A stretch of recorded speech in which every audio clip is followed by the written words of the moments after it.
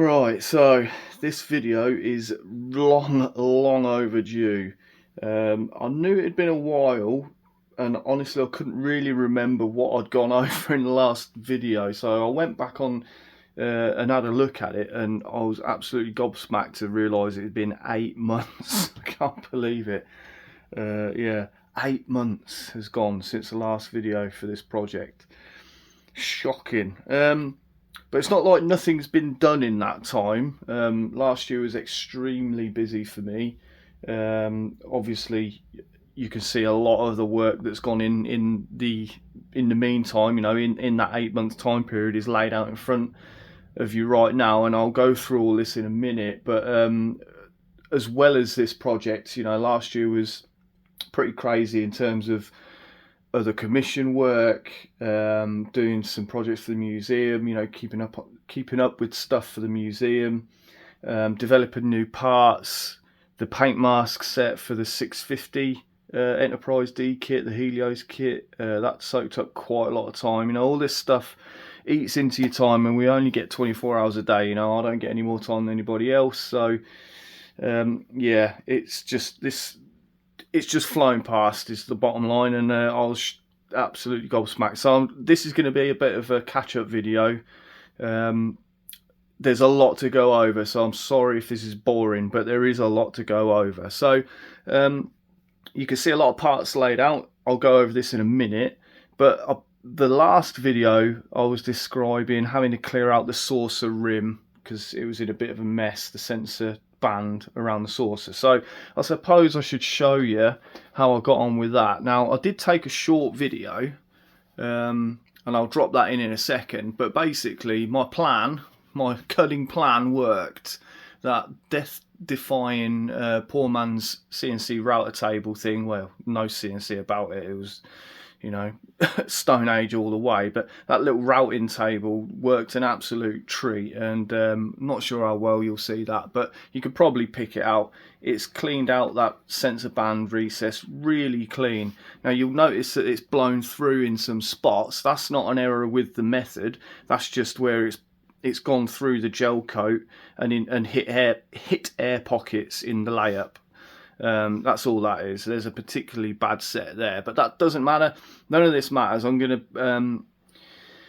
well, actually, no, none of this will matter. Let me backtrack a bit. None of this will matter because it's going to get faced off with one or two things.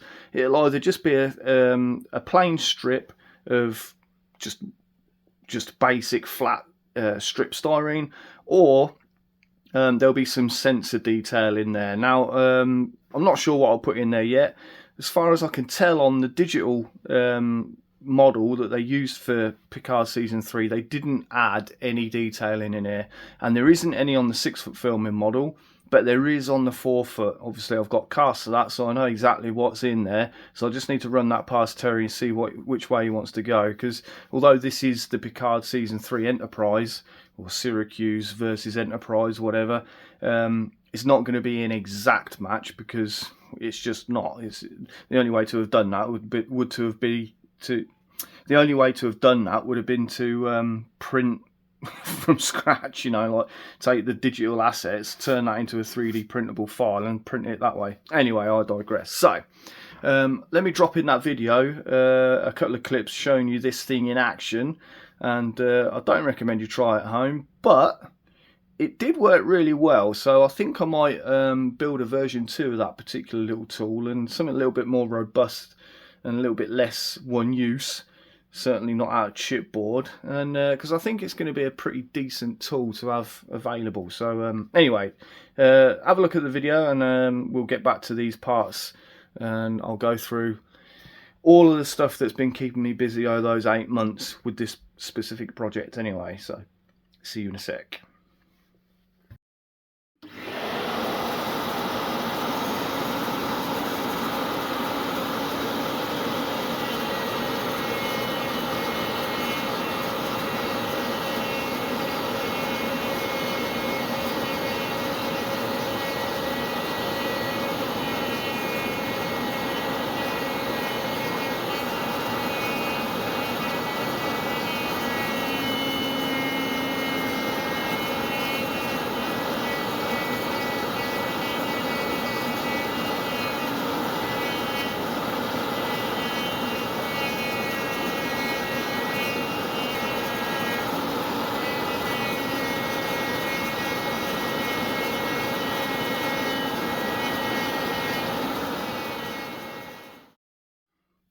Right, let's get caught up with all these parts then.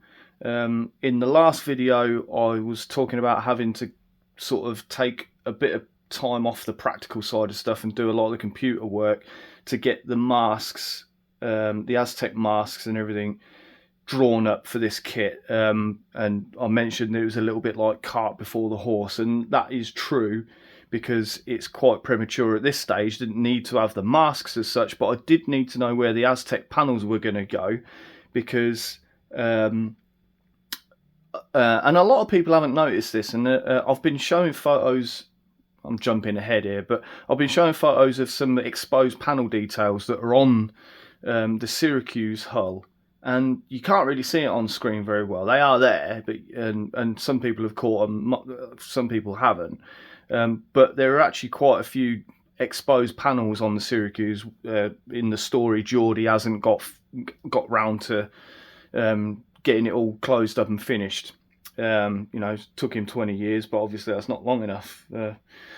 I mean, who am I to speak? It's took me 8 months to get this far. Anyway, so I needed to do those masks because I needed to know where those panels were going to lie, so then I could cut holes in these parts before I start assembly. So it's a little bit like backtrack, like almost like a reverse snowball. I need to be cutting holes in these things, and to do that I know where I need to, or to do that accurately, I need to know where the panel lines are. Obviously they don't exist on a lot of these parts, or if they do, they're different to the CG version, because they are. So I needed to know where they were in reality, in relation to these parts. So then I needed to draw the masks and blah, blah, blah, blah. So it's a little bit like 4D chess going on. So all of that work was done, and that took up a significant amount of time, because sitting in front of a computer is not what I'm good at. I can do it, I don't enjoy it, and it's a huge time sink. But all of that work has now been done. All of the mask files have all been drawn up now. I know where all of the exposed panels physically locate on all of the parts. Some of those have already been cut. I'll get onto those in a minute. So let's just describe what's going on here. Now, the stock kit parts, I don't know if I mentioned this in a previous video. Probably I did, I'm not sure. The stock kit nacelle parts, let's start with these, because that's basically the lion's share of what's going on here. There are some issues with these parts. In general, they're okay. The overall shape isn't quite right, but it's not terrible. There's some detail in there that we don't need, but that would have been easier to deal with. But there were two major issues. The least of the major issues, if I can say it that way, and I bet you won't be able to see it, but the grill lines, the way that Don had chosen to separate these parts and mould and cast them, is to put the part line right down through the centre line of that nacelle grill, where it lights up. Now I understand completely why he did it that way, because actually that's the easiest place to hide a seam like that, because believe it or not, when you paint these raised lines, they should be copper, and the recesses would be glowing when the model's lit up. You don't notice that seam because the light is blasting through the seam. It just disappears. So I completely understand and agree why he would do that. I would have done it the same way, except I did it slightly different. Anyway, I keep getting ahead of myself. It's been 8 months since I made a video. Give me a break. I'm out of practice. So basically, where the rubber has sort of aged on his moulds, I bet you're not going to be able to see this, but there's a bit of a wave going on. These grill lines aren't nice and straight. They're not parallel with each other, and it's all just a little bit wobbly in general. You are not going to see that. Take my word for it. They're wobbly, and they're a focal point really.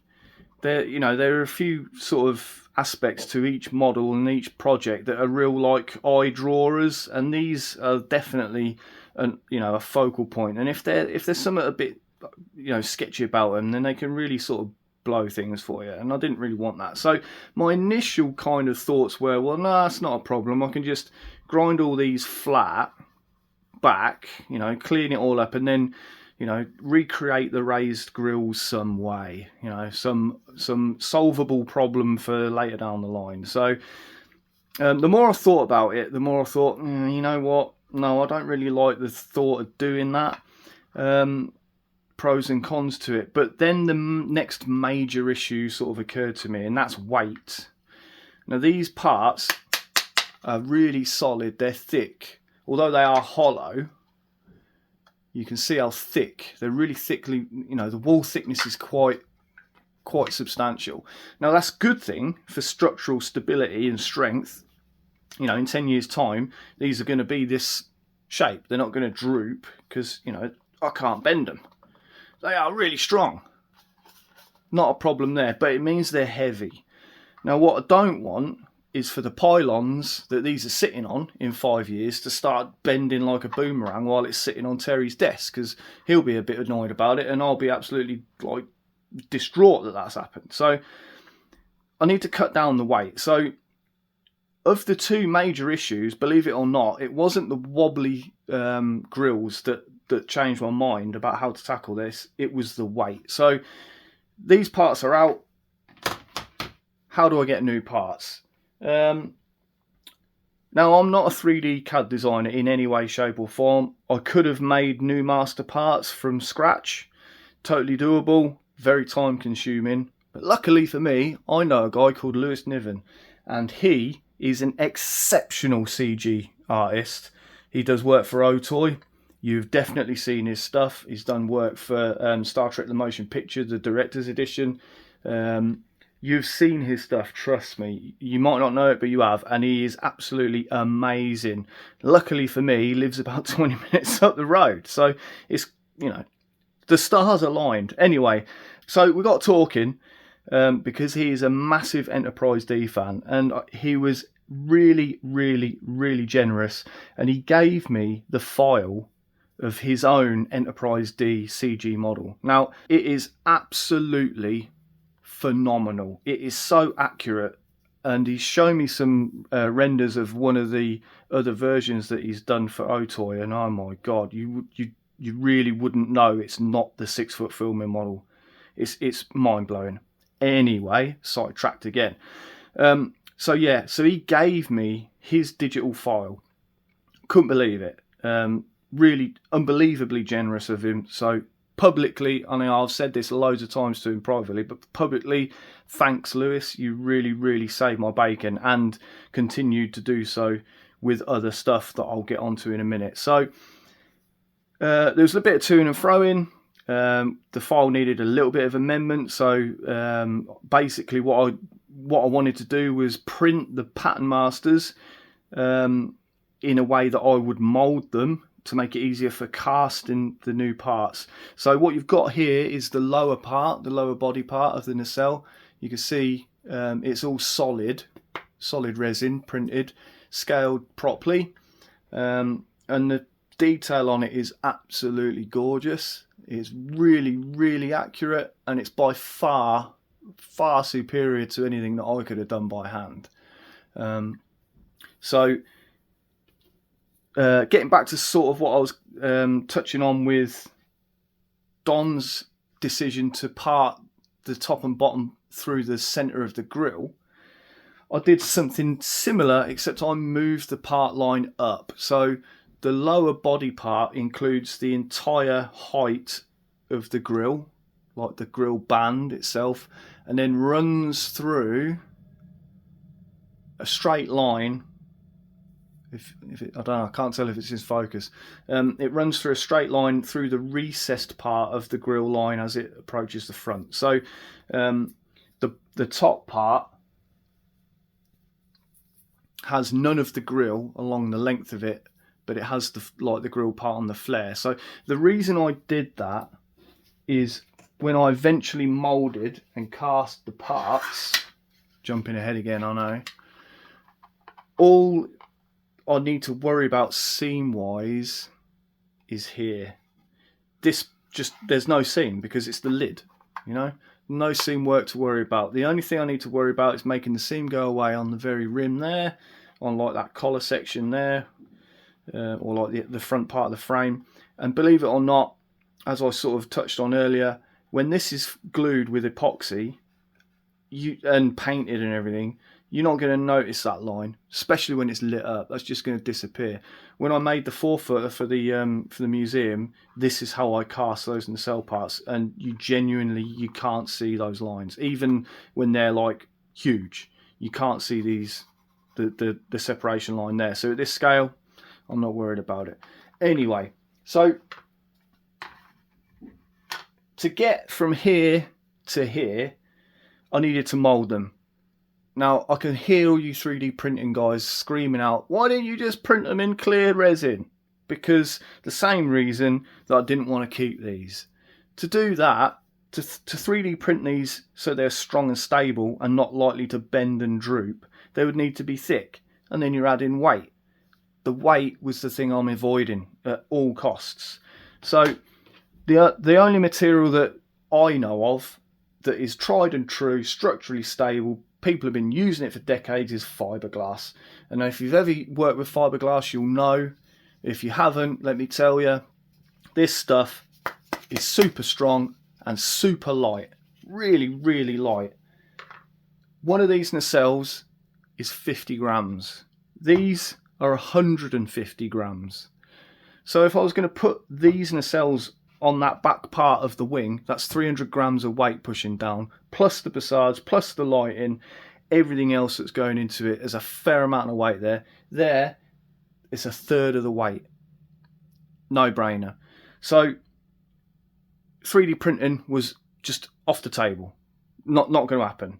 And similarly, casting these in urethane resin like these was off the table. Same reason. Going to be too heavy.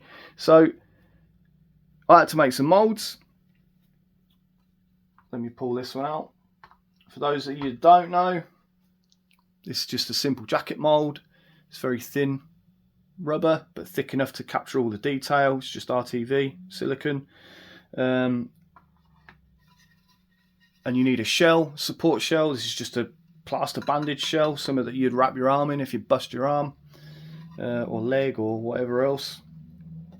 And that keeps everything nice and stable and secure and in line.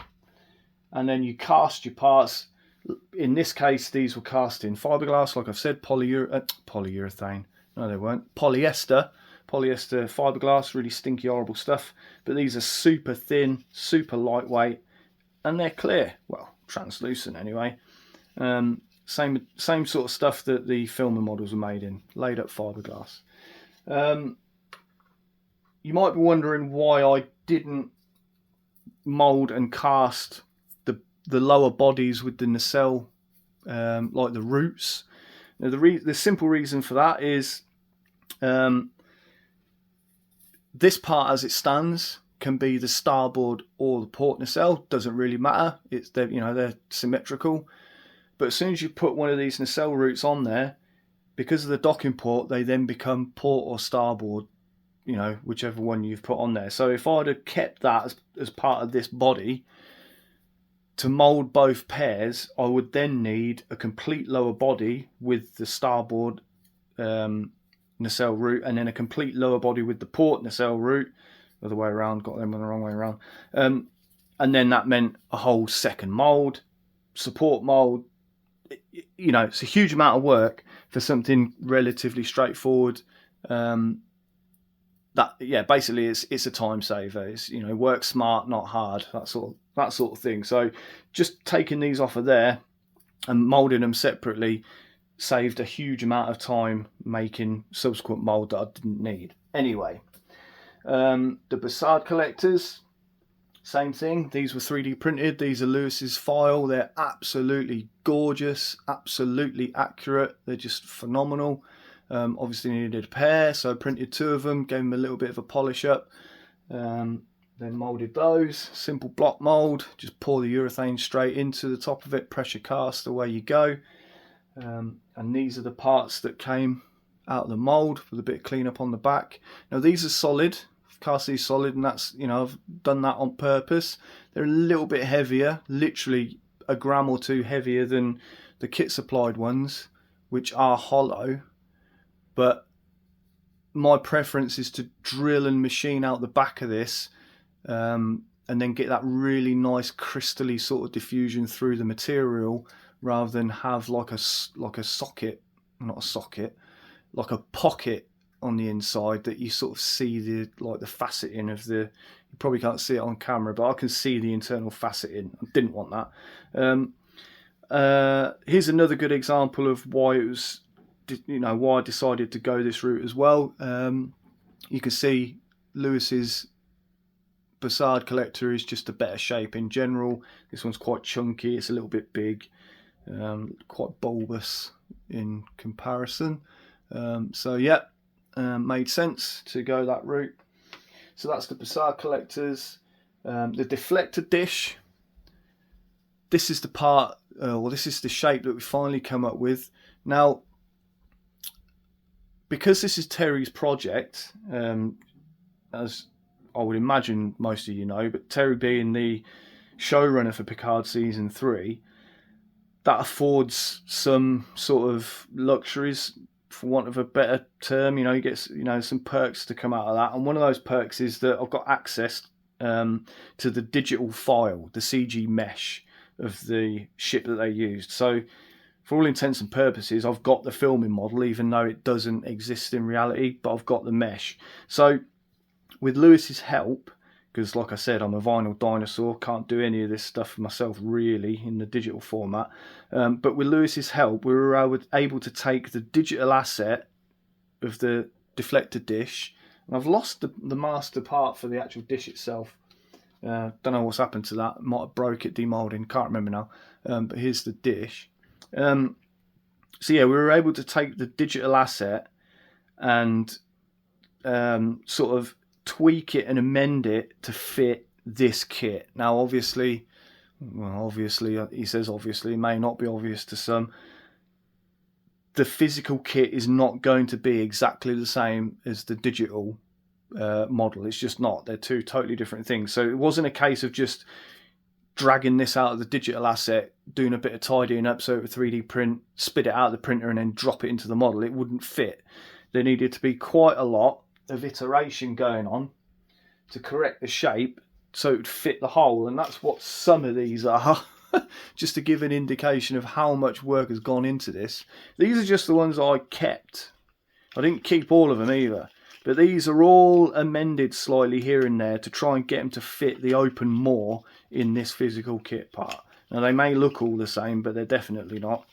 You can see where some didn't print through very well. They're blowing through where the wall was too thin, so we had to deal with a bit of wall thickness, general contours, shape, size, all the rest of it. So lots and lots of iterations. This is where we landed. This is the part that we landed on. Then that was molded, simple block mold, because it's a bit of a wacky shape. You need to cut it open. That's a jeweler's cut for those that are interested. You just use the knife and then free the part up. Then you cast into it. You get almost no seam because it's a really nice keyed cut that you see the way it goes back together there. Basically invisible. And that's the urethane clear part that's spat out of the mould. So that's going to get cleaned up on the back there, but that's going to throw up a load of light when it comes to it. Now the issue that I have got, God, this is long-winded, isn't it? I apologise. I'm trying to get there as fast as I can. The issue I have got is because it's CG trickery and magic and dark arts on the CG mesh on the digital model. There's no standoff on the back of the dish. It's just hovering in nothing in space. I don't know, held by a tractor beam for all I know. I don't know, but I can't do that. Obviously, I need a post to sit this thing on, so that's something I'm going to have to make. Didn't really occur to me to add it to this part because I'm not entirely sure where it needs to go. So it's the sort of thing that I can do after the fact, not an issue. And here's a look. Apologies, it's clear. You're not really going to tell. You're really not really going to be able to see a lot of this detail, but the deflector dish on the Syracuse is quite a lot more detailed than the Enterprise D. And all that detail is in there, you just can't see it because it's clear. But trust me, it is there. Beautiful part. Same thing. This needed a little bit of tweaking to sort of match the shape and sort of split the difference in how it actually is in the digital model and how it should look to make this part look sort of thereabouts. Anyway, so I think that covers everything. That's taken nearly 20 minutes for me to waffle on about all this lot.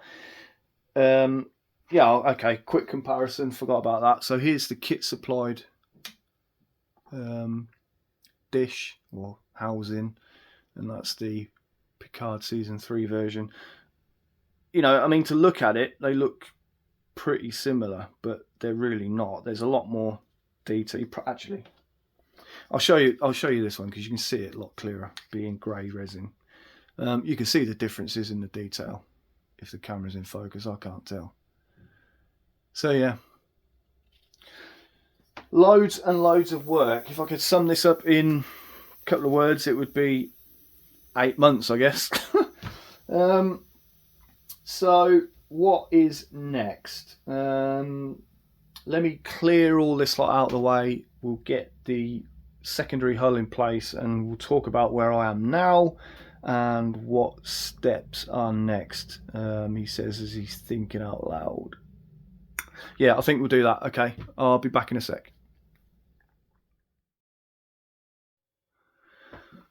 So, where do we stand now?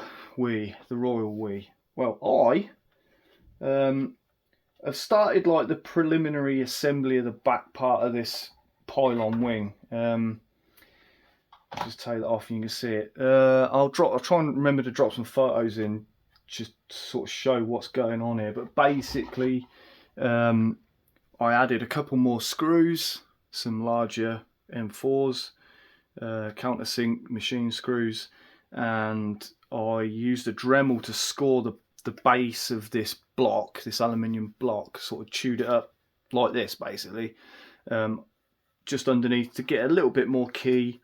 Can't hurt, may not have added much, but you know, why not do it if it's going to help? If it can help, it will. If it can't, doesn't hurt. So yeah, then it was just a case of putting a load of epoxy in there, fastening it down with the screws, and that is never coming off. That is absolutely there forever.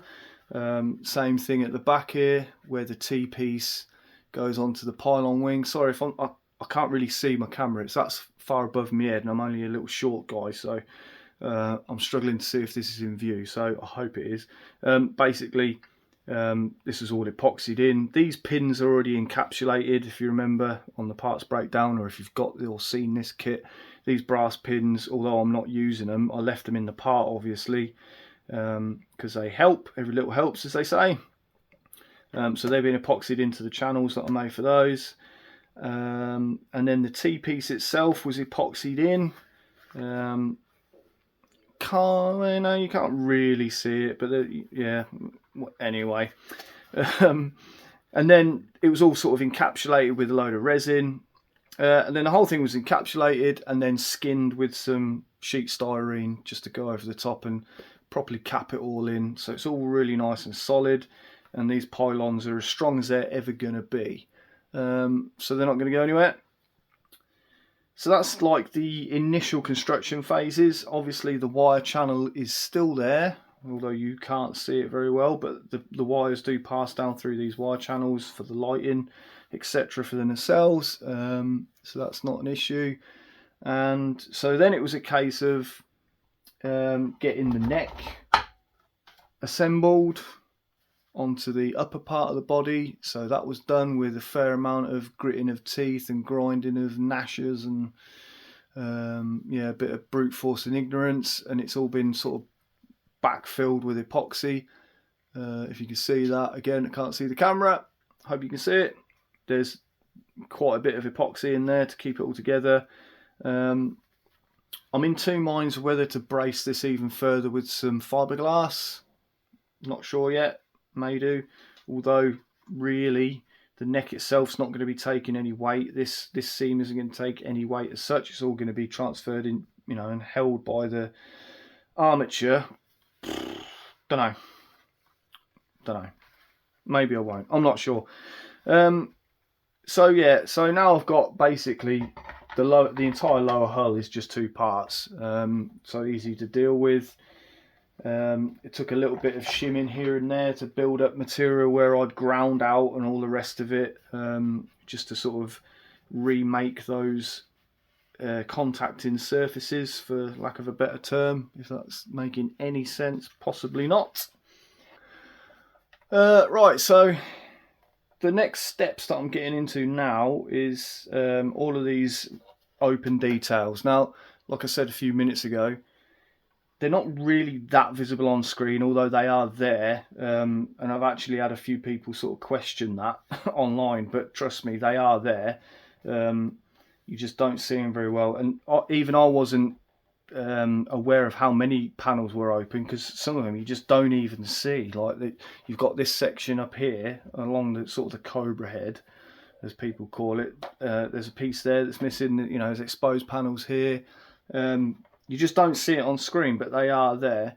So obviously, this being for Terry, I'm going to put them in, aren't I? So just took the Dremel out with the machine, with the milling bit, and just tore out the material where it needed. Oversized, you know, took more material than I was needing to take out, just to make fitting the thing easier. The eventual drop-in parts. There's an opening there. As he waves fecklessly in front of the camera. So this was an issue because this exposed panel runs directly in line where the T-piece for my armature is, and there's not a lot of room there. It's pretty thin, so I've had to make that part very thin indeed. And actually, let me just put this down because it's easier to manage. And that's this part. So this detail, now it's not exactly screen accurate, because although I've got the digital mesh of the production used model, it's not just a case of plugging that into a 3D printer and press the button and come back to hours later. It just don't work that way. A lot of these details are just too fine. They will not print at this scale. Again, I've had other people go, oh, should print fine. Any sort of mid-range printer can print it. No, and I'll show you why in a sec. But so this is a good example of where the part will just drop in there like that. There we go. Nice sort of exposed panel detail. Yeah, now these parts, I took a load of photos while I was making them. So as I said, these weren't just 3D printed sort of whole cloth sort of thing. Although there are specific details that were 3D printed, they're mostly made from scratch using a knife, my eyes, and some styrene and a bit of brass, basically. Very time consuming, but you know, they look pretty good. I'm quite happy with them. This one obviously has a like an upper framework that will be attached to it, but I haven't get it in frame, Wayne.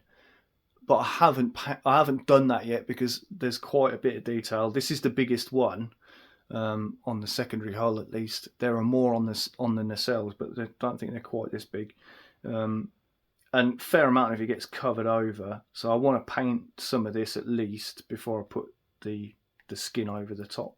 But it looks pretty good, I've got to admit. And that one just drops in there like that.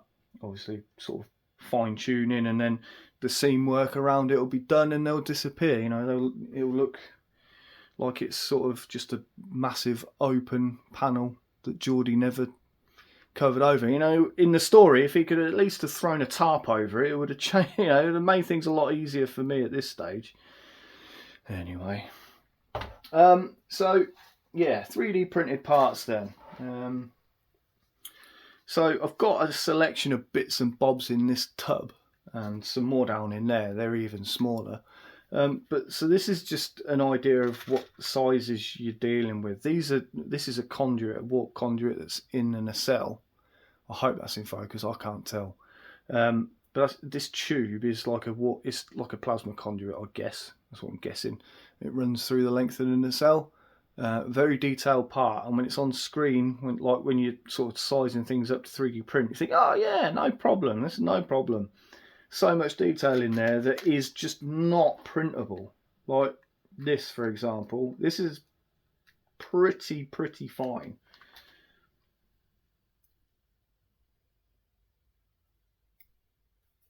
like this one, for example, I don't know there's much chance you're going to be able to make this out, or even whether it's in focus.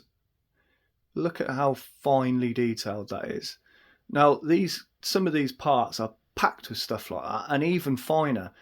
The nacelles, for example, have got some sort of like lattice work in there, lattice work of pipes, and they're not going to be any thicker than a human hair. You're wasting time trying to print that because you just can't do it. So they haven't been included.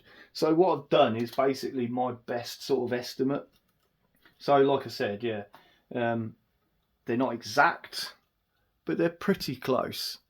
And since you can't even really see them on screen anyway, unless you've got the digital model, you ain't going to know, and I ain't showing you.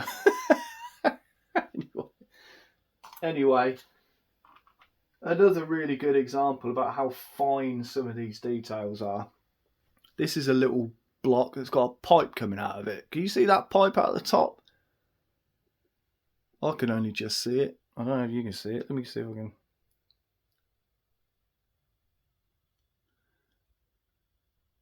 Another good example of some of the details on this thing that people are going, oh, you can 3D print it. Yeah, okay. It ain't getting much smaller than that. This is probably going to break before I even get it in there. And I'll be the one who misses it because no one else knows it's there. Anyway, that's another nice one. I quite like the detail in that. Again, 90% of that is styrene. It's not 3D printed parts, although there are a couple of 3D printed parts in there and a bit of brass etch, but that is basically all styrene. Painstaking stuff. Anyway, so I'm going to stop wasting time. This video is already over long. It's almost over long as it is overdue. So I'm going to go. The next video hopefully isn't going to be in another 8 months. So basically the next steps are to do this thing, do this stuff for the nacelles. I need to cut the openings in the nacelles, mark those out, cut them, employ a lot of these parts for that, and detail those greebly parts, and then it's going to be into the lighting. So the final thing to say about this then is that the lighting system is going to be the inner light from Scale Electronics, Andy Casey's kit. To call it a light kit just doesn't even cover it. You know, it's vastly oversimplifying what that thing is. If you've not seen it, go to his website, scaleelectronics.com. The inner lighting system, it's just going to blow your mind, honestly. So this is going to be an all singing, all dancing, app controlled thing with L-Cars interaction and all the rest of it. So all the best toys for Terry. So, but I'll start going into that later on down the line. Again, like I said, I hope it's not going to be in 8 months. Can't promise that it won't be. The commission schedule is absolutely insane at the minute, as well as other sort of commitments. But I'm focusing on this at the moment because Terry's been really patient, and I really want to push on with this because it's going to be something pretty special, I think, when it's finished. Anyway, enough waffling from me. This is, again, over long. Stop talking. Let you guys go back and get on with your lives, and I'll see you in the next one. Thanks for watching.